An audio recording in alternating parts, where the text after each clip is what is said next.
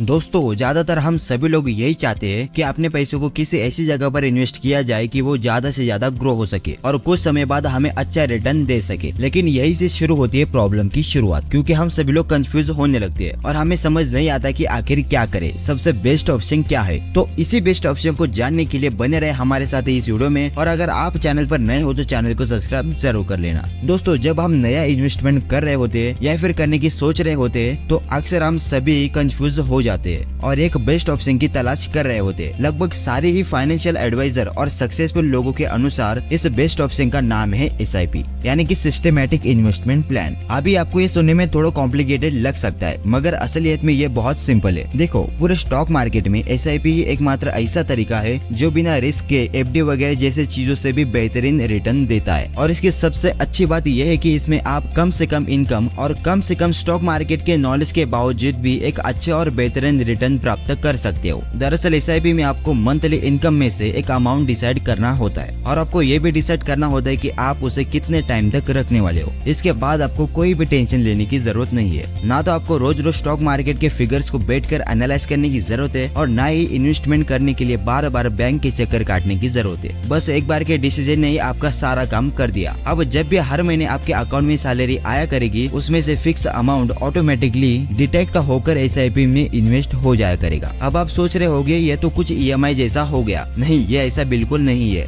SIP में आप जब चाहो तब अपने इन्वेस्टमेंट को स्टॉप कर सकते हो। और सबसे अच्छी बात यह है कि SIP स्टॉप करने के बावजूद भी आपने जितना अमाउंट इन्वेस्ट किया है, रेस्ट ऑफ द टाइम के लिए वो पैसा लगातार ग्रो करेगा। SIP में आपका पैसा पावर ऑफ कंपाउंडिंग के थ्रू ग्रो करता है। दोस्तों हमने पावर ऑफ कंपाउंडिंग के ऊपर ऑलरेडी एक वीडियो बनाई हुई है, जिसकी लिंक आपको डिस्क्रिप्शन बॉक्स में मिल जाएगी, आप उन्हें भी जाके देख सकते हो। तो चलिए मैं आपको पावर ऑफ कंपाउंडिंग की एक और स्टोरी सुनाता हूँ। एक बार की बात है, एक राज्य में घमंडी और क्रूर राजा हुआ करता था। वो खुद को दुनिया का सबसे बड़ा विद्वान और दूसरों को मूर्ख समझता था। साथ ही साथ वो अपनी प्रजा पर बहुत ज्यादा अत्याचार करता था। सारी प्रजा उसके अत्याचारों से परेशान थी और उसकी उल्टी सीधी हरकतों से तंग आ चुकी थी। सारे लोग उसे किसी भी तरह से सबक सिखाना चाहते थे और उससे छुटकारा पाना चाहते थे। इसलिए सारी प्रजा ने मिलकर योजना बनाना शुरू किया। योजना के तहत उन्होंने राज्य के सबसे विद्वान एक लेखक को अपना लीडर चुना और उसे राजा के महल में भेज दिया। लेखक राजा के महल में पहुंचा तो उसने देखा कि राजा सबको दरबार में खुला चैलेंज दे रहा है कि जो भी उसे डिबेट में हरा देगा उसे वो मुंह मांगा इनाम देगा। लेखक ने सोचा ये सबसे सही मौका है इस घमंडी राजा को सबक सिखाने का। वो दरबार की सबसे पहले रूम में पहुंच गया। उसने राजा को डिबेट के लिए ललकारना शुरू कर दिया। राजा लेखक की इस हरकत को देखकर गुस्से में आ गया और वो डिबेट के लिए राजी हो गया। दोनों के बीच में मुकाबला शुरू हुआ और ये मुकाबला कई दिनों तक चला, परंतु अंत में घमंडी राजा को हार का मुंह देखना पड़ा। जब राजा हार गया तो उसने लेखक को कहा कि वो अपनी इच्छा जाहिर करे कि उसे इनाम में क्या चाहिए। लेखक ने उत्तर देते हुए कहा कि ज्यादा कुछ नहीं, बस अगले 1 साल तक हर रोज एक सिक्का सरकारी खजाने में से दिया जाए, मगर शर्त ये है कि सिक्कों की संख्या हर दिन डबल होती रहेगी। राजा को ये सुनकर हंसी आ गई और वो बोला बस इतना ही, मैं तो सोच रहा था कि तुम कुछ बड़ा मांगोगी। खैर जाओ, तुम्हें दे दिया ये इनाम अगले 1 साल के लिए। अब लेखक को इनाम देना शुरू हो गया। पहले दिन उसे 1 सिक्का मिला, दूसरे दिन 2, तीसरे दिन 3, चौथे दिन 8।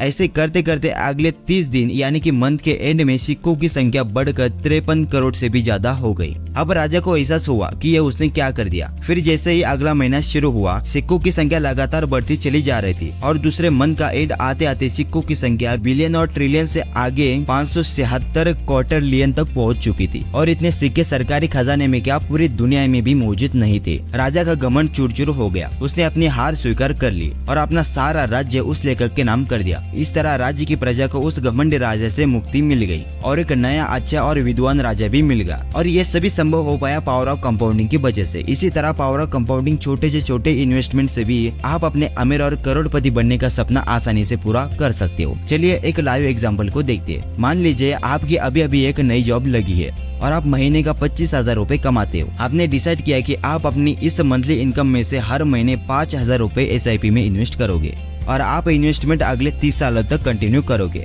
आपने हर महीने 5-5 हजार रुपए SIP में लगाना शुरू कर दिया। पहले महीने आपका इन्वेस्टमेंट 5,000 रुपए होगा, दूसरे महीने 10,000 रुपए, तीसरे महीने 15,000 रुपए। ऐसे ही करते करते ईयर के एंड तक आपने टोटल 60,000 रुपए इन्वेस्ट कर दिए। साल दर साल ये इन्वेस्टमेंट बढ़ता चला गया। आपने कभी भी इसके इंटरेस्ट अमाउंट को नहीं निकाला।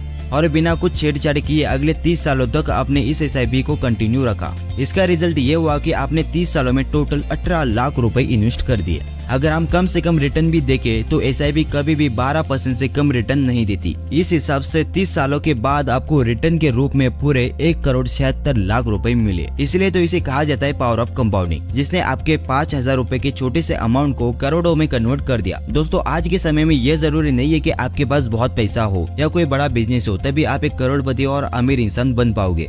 आप अपनी एक साधारण इनकम और नौकरी के थ्रू ये अपना गोल अचीव कर सकते हो। बस जरूरी ये है कि आपको पता होना चाहिए कि आपको पैसा कब और कहाँ इन्वेस्ट करना है। SIP के थ्रू कई तरह के फंड्स में इन्वेस्ट किया जाता है, फिर चाहे वो म्यूचुअल फंड हो, एक्सचेंज ट्रेड फंड हो या फिर इंडेक्स फंड हो। म्यूचुअल फंड एक तरीके का एक्टिवली मैनेजिंग फंड है, जहाँ पर एक्सपर्ट मैनेजर इस बात का ख्याल रखता है कि आपके पैसों को किस कंपनी के म्यूचुअल फंड में इन्वेस्ट करना चाहिए जिससे एक बेहतर रिटर्न प्राप्त हो सके। इसके बदले वो आपसे एक फीस चार्ज करता है। दूसरी तरफ index fund passively managing fund है, जिसमें एक्सपर्ट फंड मैनेजर आपके पैसों को इंडेक्स फंड में इन्वेस्ट करके छोड़ देता है। दरअसल इंडेक्स फंड एक ऐसा फंड है जो मार्केट में अवेलेबल टॉप कंपनीज को मिलाकर बनाया जाता है। SIP एक लॉन्ग टर्म इन्वेस्टमेंट है, इसके लिए आपको लॉन्ग टर्म तक वेट करना बहुत जरूरी है। अब बात आती है पैसा कहाँ पर इन्वेस्ट किया जाए, तो इसके लिए सबसे बेस्ट ऑप्शन है कि आप अपने हिसाब से अच्छा रिसर्च करके किसी भी अच्छे म्यूचुअल फंड या इंडेक्स फंड में इन्वेस्ट कर सकते हो। तो दोस्तों, ये थी आज की वीडियो। अगर आपको वीडियो पसंद आई होगी तो वीडियो को लाइक कर देना, चैनल को सब्सक्राइब कर देना। मैं मिलता हूँ आपको नेक्स्ट वीडियो में, तब तक के लिए पावर ऑफ कंपाउंडिंग के ऊपर डिटेल में मैंने वीडियो बना के रखी है, उसे आप जरूर देख के जाना। सो बाय।